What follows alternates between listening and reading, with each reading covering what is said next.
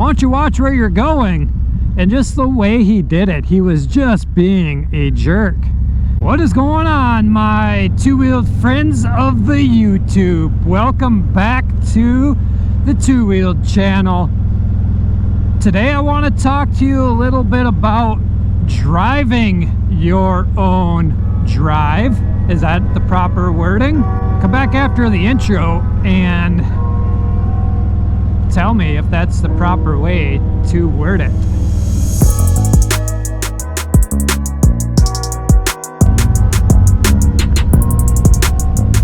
So drive your own drive. The reason I bring this up is because of this intersection right here. So a couple weeks ago, I was in my Jeep Gladiator, came up to this stop sign, and there was a car making a right-hand turn here, but I could not see if there was a motorcycle or another vehicle on the inside lane here.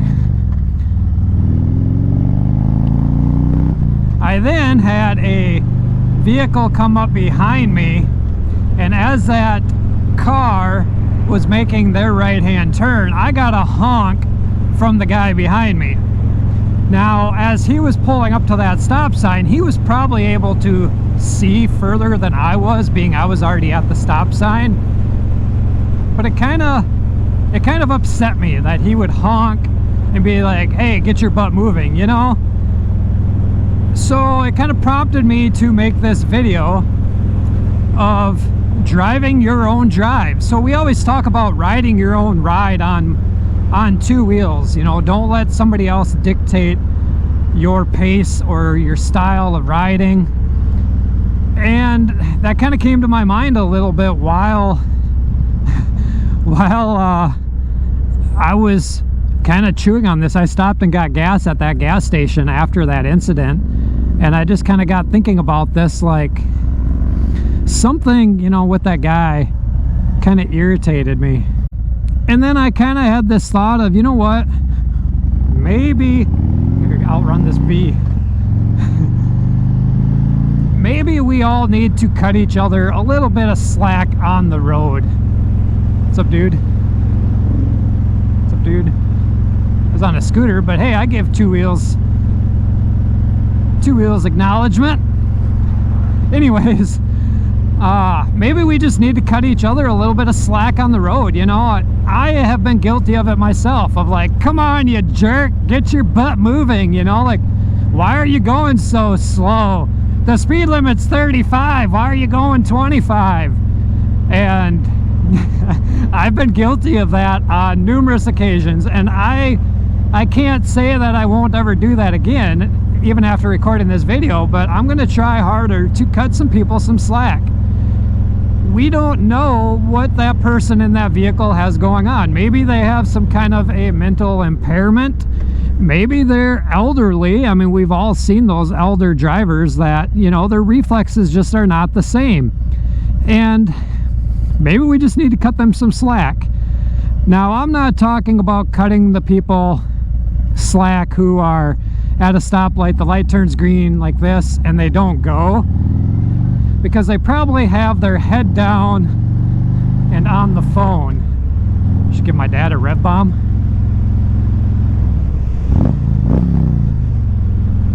I don't know if he heard me, but he'll figure it out.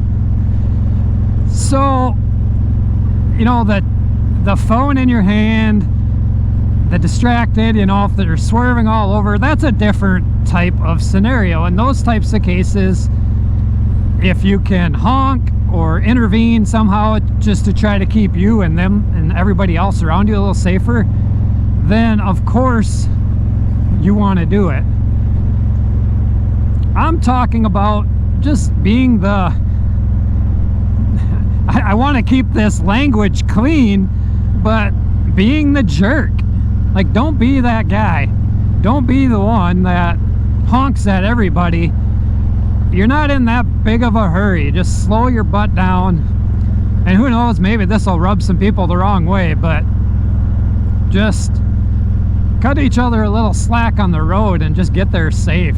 Whether on two wheels or 3 or 4, or maybe you're in an 18-wheeler, I don't care. Just, you be mindful, and I just thought it was important to kind of give everybody a little bit of a reminder because of that incident I have.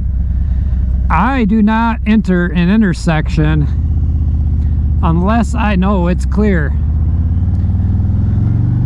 I had a buddy years ago back in high school that made that mistake, and I kind of learned from his mistake, and I know he watches this channel on occasion, and hopefully he catches this video because he's going to know who I'm talking about.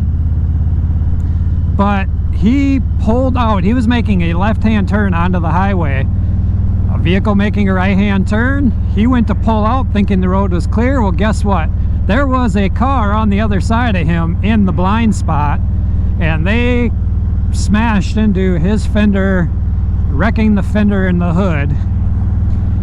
And we ended up working on that project a little bit together. He found a fender and a hood, or maybe we fixed one of the pieces. I can't remember exactly. That's been so many years ago now. But I remember painting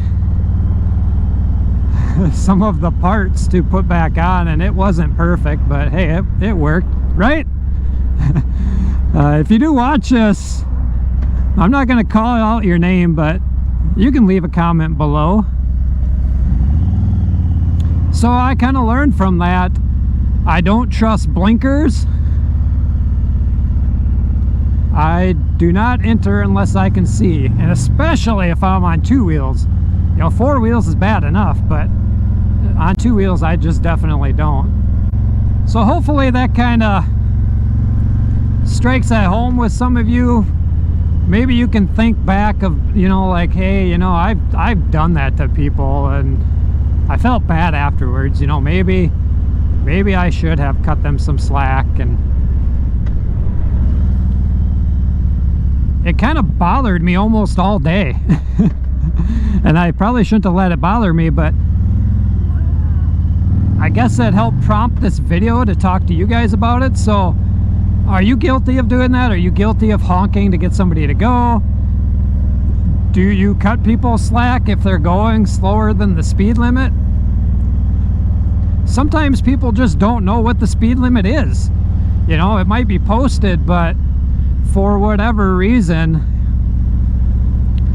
you know, you turn a corner and you're not looking for the speed limit sign all the time. At least I'm not. And it just gets complicated to figure out sometimes. Got the leaves changing. So I'll be doing a video on that here soon, talking about some changes to the channel coming up with these leaves falling and the weather getting cold, but we'll leave that for another time. I don't know, I'm just trying to think of a few other things I might be able to add into this video talking about that. Oh, I know what I could add. So just a few days ago, so maybe like a week or two after this incident I just talked about, I was going to that same gas station I was talking about, and I got a couple pumps I prefer to go to, and I pulled in off the highway and I went up along the building. So I went up along the building and I was cutting across to go to the gas pump. So my tank is on the left hand side, and I was going to do a big, like a U-turn to the end pump. It's kind of open in the way it sticks out. So as I'm doing this car comes behind me out of nowhere, because I'm watching for cars, and this car comes out of nowhere, and I see him, so I stop and he stops, and I'm like, oh man, I'm in the wrong here. You know, I should have pulled up to the pump like a normal person would instead of being weird. You know, I should have went around and just did this differently. Well, he stops, he sees I'm stopped, and he's in like this older Grand Am front wheel drive car, and he goes and he squeals his tires as he steps on. He goes up to this next pump, and I'm like, okay, well, I don't know if he's gonna go there or not.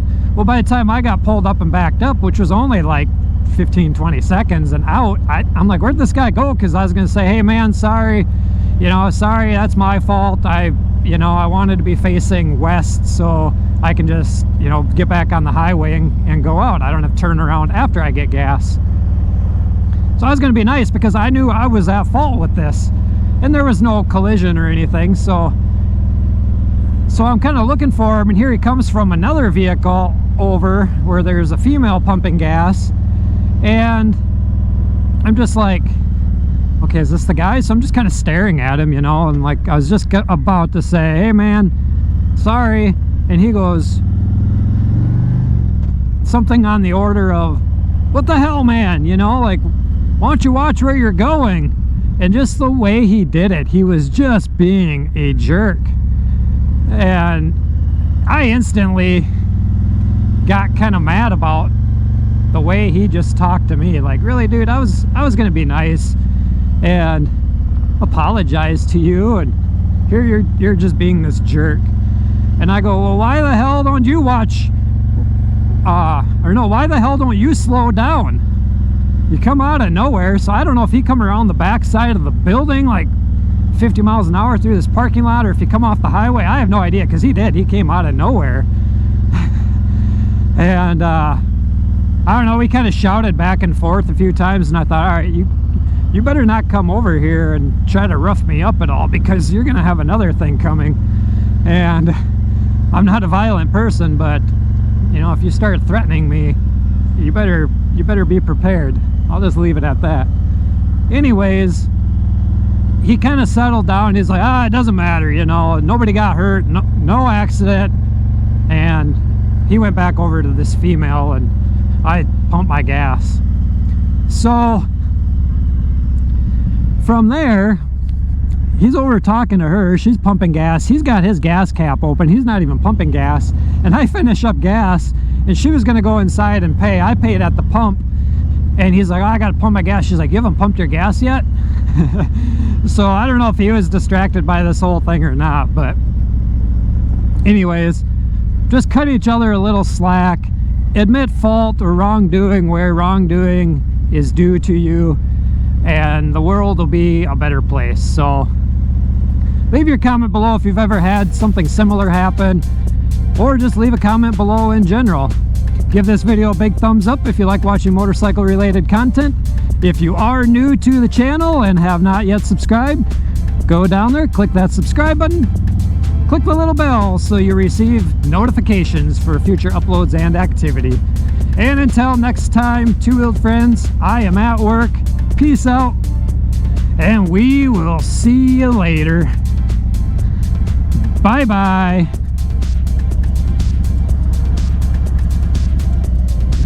Well, that's gonna be kind of a weird ending, pulling up and not doing a rev off, but so be it.